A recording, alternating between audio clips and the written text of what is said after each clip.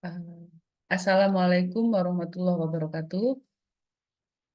Kelanjutan dari video sebelumnya, ya, Bapak Ibu teman-teman semua. Saya akan melanjutkan pembacaan dari PMK 168 tahun 2023 yang kemarin sudah sampai di pasal 5. Saya akan lanjutkan selama 30 menit ke depan, entah sampai pasal berapa ya nanti.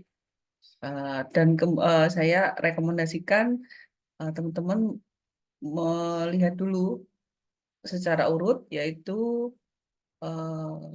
pembacaan PP 58 ya, sebelumnya ya. Kemudian PMK 168 yang pertama, kemudian dilanjut di eh, yang ini ya, supaya urut. Coba saya izin share screen. Oke, ya, sudah tampak. Nah, yang di video kemarin kita sampai di pasal 5 ya. Jadi sampai di sini terminologi sudah. Jadi kata demi kata istilah-istilah ya. Subjeknya sudah, subjek pemotong ya.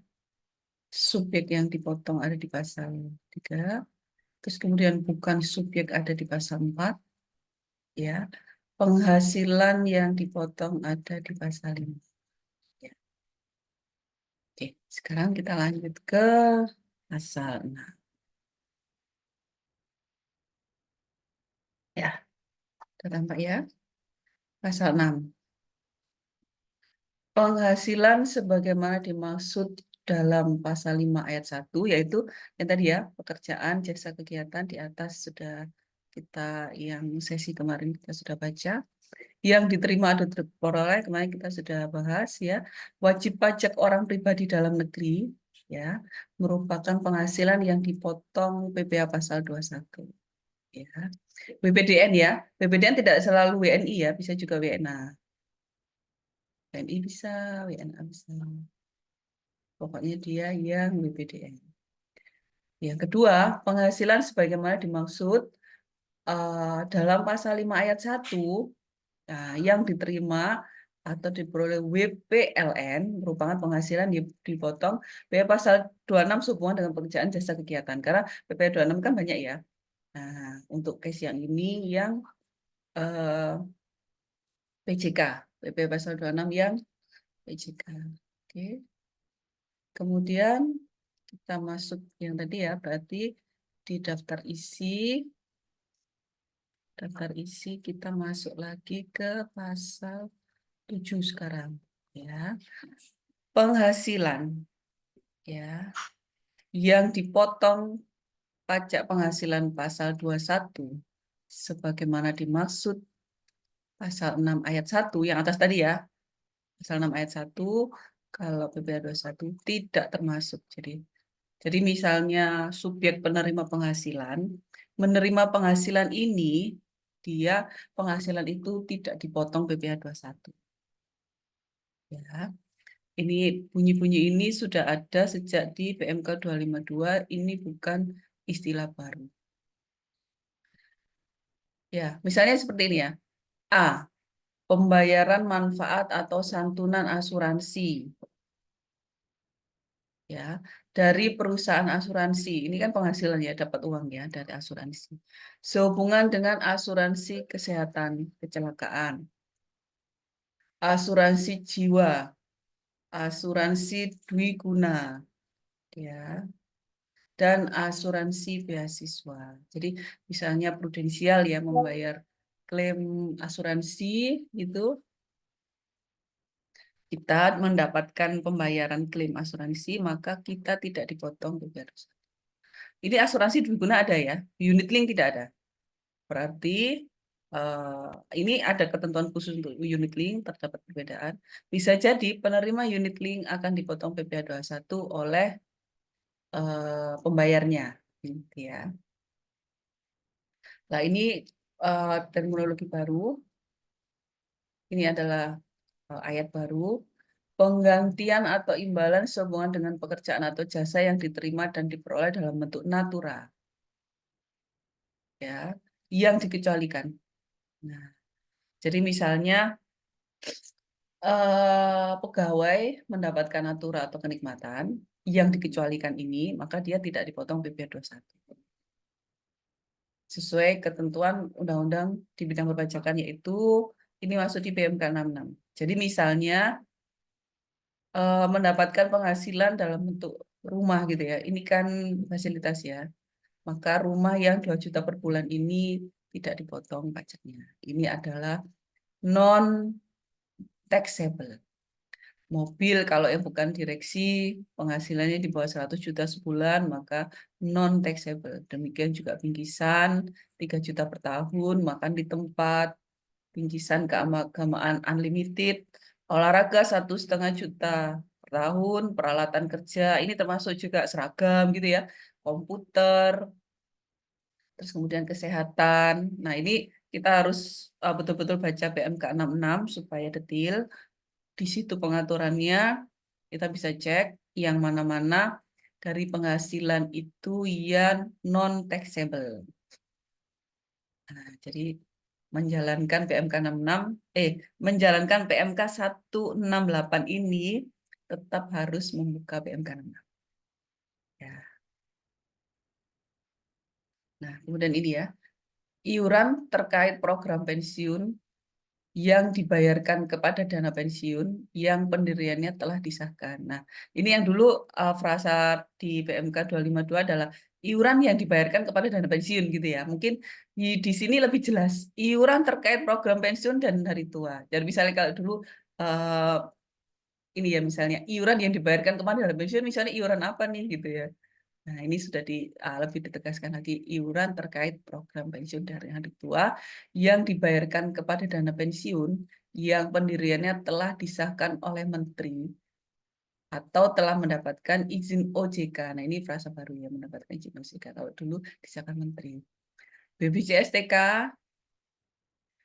atau Badan Penyelenggara Tunjangan Hari Tua yang pendiriannya sesuai dengan ketentuan perundang-undangan yang dibayarkan oleh pemberi kerja. Jadi, misalnya pemberi kerja membayarkan iuran BPJS TK ya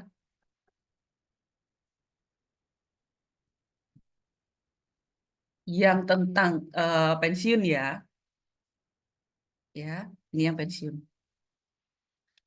Jadi itu bukanlah menjadi objek untuk karyawan.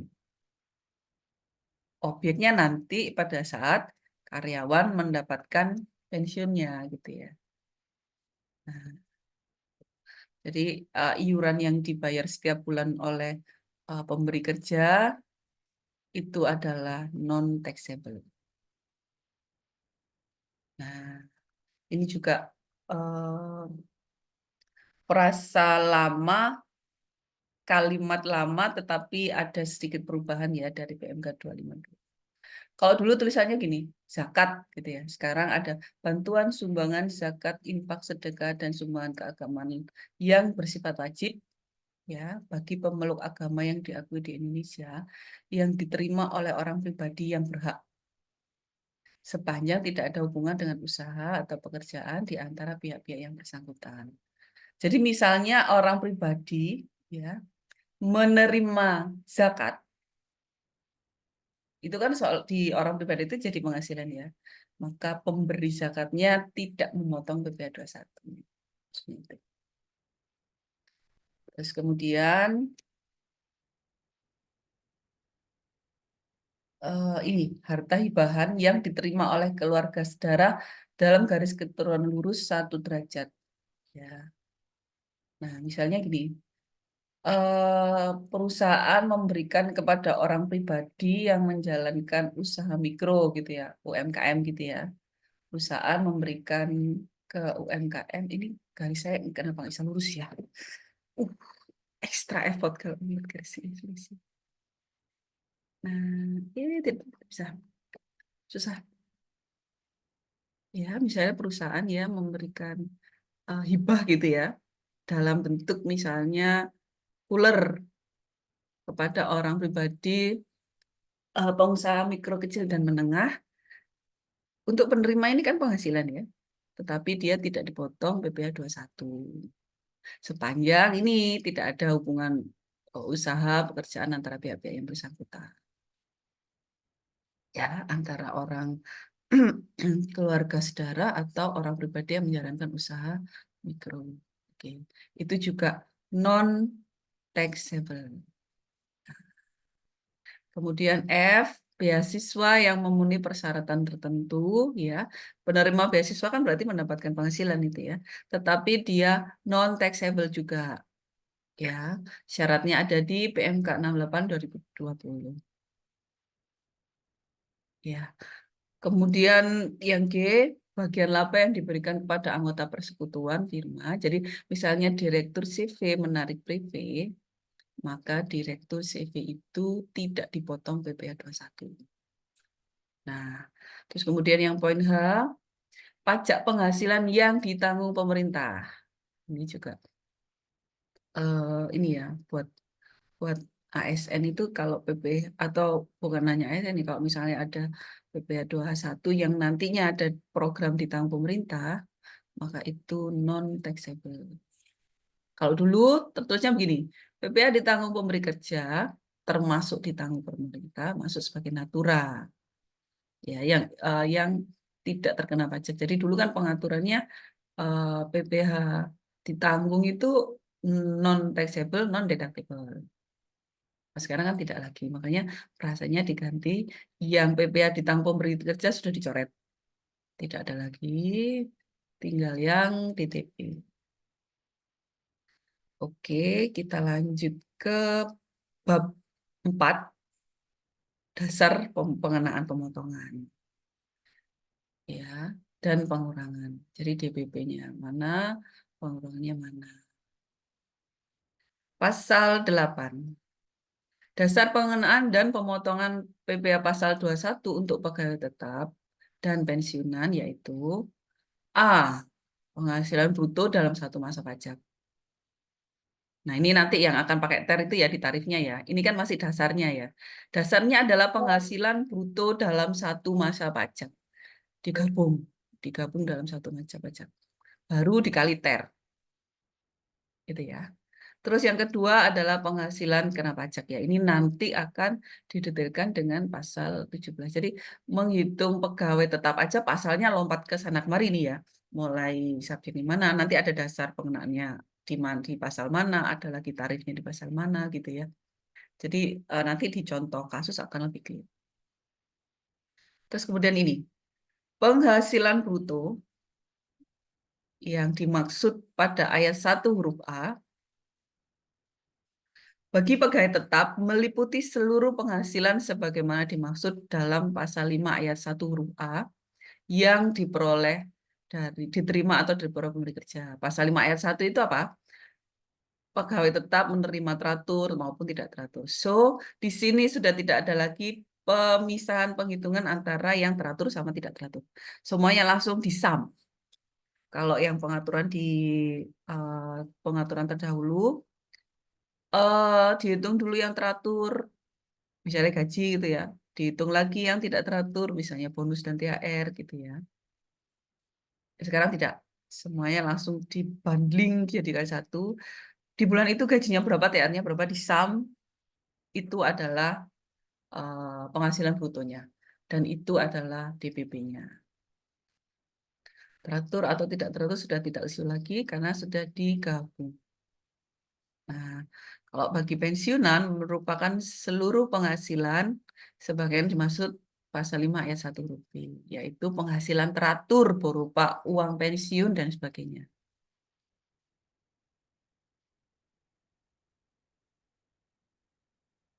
Nah, penghasilan kena pajak sebagaimana dimaksud pada ayat 1 huruf B, ya, pasal 1 huruf B, ayat 1 huruf B berarti ini ya, yang penghasilan kena pajak yang nantinya dikenakan PPh pasal 17 itu adalah penghasilan itu dikurangi PTKP. Jadi PHKP adalah neto dikurangi PTKP. Nah, jumlah PHKP sebagaimana dimaksud pada ayat 3 dibulatkan ke bawah. Ini juga dari dulu ada ya. So, tidak dibulatkan. Ya. Yang ayat 1 huruf A tidak dibulatkan. Jadi menghitung tidak perlu dibulatkan dulu. Yang dibulatkan adalah pada saat menghitung versi penghasilan kena pajak, yaitu di bulan Desember.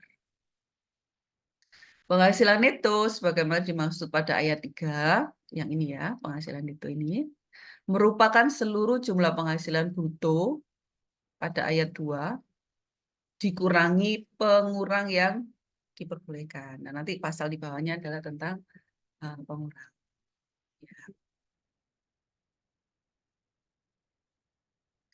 Ini tadi ya, penghasilan itu dikurangi PTKP adalah PHKP. Nah, nanti PHKP-nya itulah yang menjadi dasar pemotongan. Nah, seperti itu ya mungkin ya. Terus kemudian pasal 9 ini tentang PTKP ya, tentang PTKP. Pasal 9 tentang PTKP. Nah, detail PTKP ini ada di PMK 101, PMK 2016 yang tetap berlaku ya, tapi isinya persis sih. Tidak berlawanan sama sekali dengan ini. Jadi PMK 168 mengcopy PMK 101 full. Tidak dicabut, jadi masih berlaku. Ya. Besarnya PTKP sebagaimana dimaksud pada pasal 8 ayat 3 di atas ya. 8 ayat 3 yang ini. Nah, 8 ayat 3 yang ini tadi ya.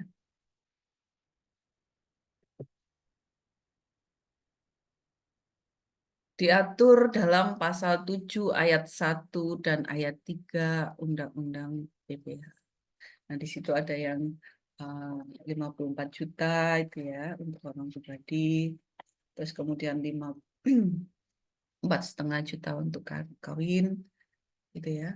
Terus kemudian lagi 54 juta untuk pegawai istri yang bekerja yang digabung dengan suami. Nah, tetapi pada saat menghitung PPh 21 di perusahaan tidak ada ya. KI1 itu tidak ada. Ya. Jadi saat menghitung PPh 21 di karyawan cuma ada K0, K1 gitu ya. Jadi masalah karyawan istri karyawan ini bekerja dan digabung itu tidak masuk di PTKP untuk pemotongan PPh pasal 21. Nah, kemudian yang kedua ini ya, penghasilan tidak kena pajak bagi karyawati. Nah, ini karyawati ini kita detailkan lagi ya. Karena sekarang direksi itu juga menggunakan TER, apakah komisaris, sorry maaf, komisaris ya, Dewan Pengawas gitu ya, Dewan Komisaris yang wanita dan memberikan surat keterangan bahwa suaminya tidak bekerja, ini PTKP-nya akan seperti apa? Tapi kalau yang di sini sih terminologinya adalah karyawan. Sejauh ini yang saya pahami mohon dikoreksi, berarti Dewan Komisaris wanita yang mendapatkan surat bahwa uh, keterangan tertulis dari kecamatan itu tetap tidak bisa memakai K0, K1 gitu misalnya, itu tidak bisa. Tapi mohon koreksi kalau uh, saya ada kekeliruan. Karyawan kawin sebesar PTKP untuk dirinya sendiri, jadi kawin tetap TK0. Ya, ini bukan sesuatu yang baru, dari dulu juga sudah seperti ini. Bagi karyawati tidak kawin, sebesar penghasilan tidak kena pajak untuk dirinya sendiri, ditambah, kalau dulu terminologinya orang yang menjadi tanggungan sepenuhnya gitu ya. Nah, orang yang menjadi tanggungan sepenuhnya ini siapa? Nah, ini ditegaskan lagi, ditambah PTKP untuk anggota keluarga sedarah, semenda dalam garis keterusan lurus, serta anak angkat yang menjadi tanggungan sepenuhnya. Yang di pasal 9 ayat 3 ini tidak berbeda dengan pengaturan terdahulu gitu ya. tidak tidak berbeda dengan pengaturan terdahulu, maka dalam hal karyawati kawin dapat menunjukkan keterangan tertulis dari daerah setempat serendah-rendahnya kecamatan yang menyatakan bahwa suaminya tidak menerima atau memperoleh penghasilan. Jadi misalnya suami tidak bekerja karena suatu unsur tertentu, gitu ya. Dan kemudian istri yang karyawati ini mengajukan surat untuk mendapatkan keterangan tertulis dari kecamatan, maka PTKP-nya itu untuk dirinya sendiri, ditambah untuk status kawin, untuk seluruh anggota keluarga. Seolah-olah dia menjadi kepala keluarga gitu ya. Dia bisa mendapatkan K3, misalnya seperti itu. Nah, kemudian yang di ayat 4, PTKP sebagaimana dimaksud pada ayat 1 ditentukan berdasarkan keadaan awal tahun kalender. Ya, ini dari dulu tidak ada perubahan. Awal tahun kalender adalah 1 Januari. Jadi untuk tahun pajak 2024, maka 1 Januari 2024. Kemudian yang 5, dikecualikan dari ketentuan sebagaimana dimaksud pada ayat 4, besarnya PTKP untuk pegawai yang baru datang dan menetap di Indonesia pada bagian tahun kalender ditentukan berdasarkan keadaan pada awal bulan dari bagian tahun kalender yang bersangkutan. Misalnya WNA datang tanggal 5 bulan 7 2023, maka PTKP adalah kondisi di 1 bulan 7 2023. Seperti itu ya. Awal tadi kan uh, kalau awal tahun berarti 1 Januari, kalau awal bulan berarti 1 bulan itu. Nah, kemudian pasal 10 ya, yang tadi pasal 9 adalah tentang PTKP, yang pasal 10 adalah pengurang yang diperbolehkan. Ya. Pengurang yang diperbolehkan ya, tadi kan di pasal 8 ayat 5, bruto 1 tahun dikurangi pengurang gitu ya. Bunyinya bruto 1 tahun dikurangi pengurang. Nah, pasal 10 adalah apa saja sih pengurang untuk pegawai tetap. Nah, ya. Yaitu biaya jabatan sebagaimana diatur pada pasal 21 ayat 3.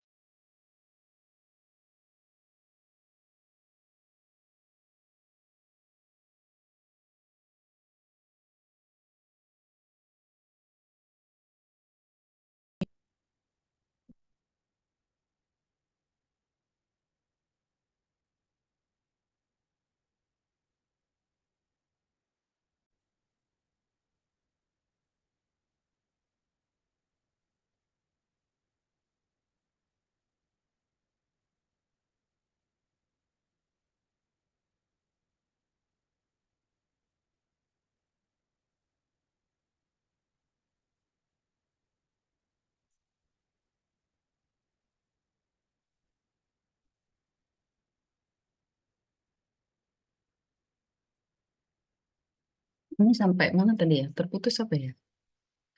Oke, saya share screen kembali.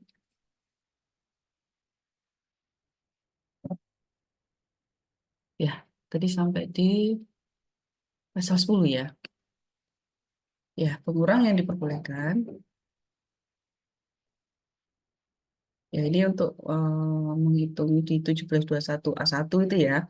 Jadi yang di atas adalah bruto. Kemudian pengurangan yang diperbolehkan adalah biaya jabatan. Nah, ini sudah ada di PMK 252, tidak ada perubahan. Pasal 10.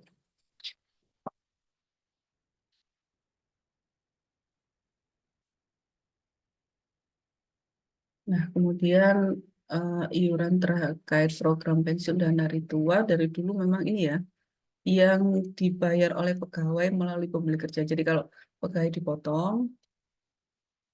dipotong oleh perusahaan, maka dia boleh menjadi pengurang. iuran terkait program pensiun dan hari tua, ya, yang dibayar kepada dana pensiun yang pendiriannya telah disahkan oleh menteri atau telah mendapatkan izin dari OJK.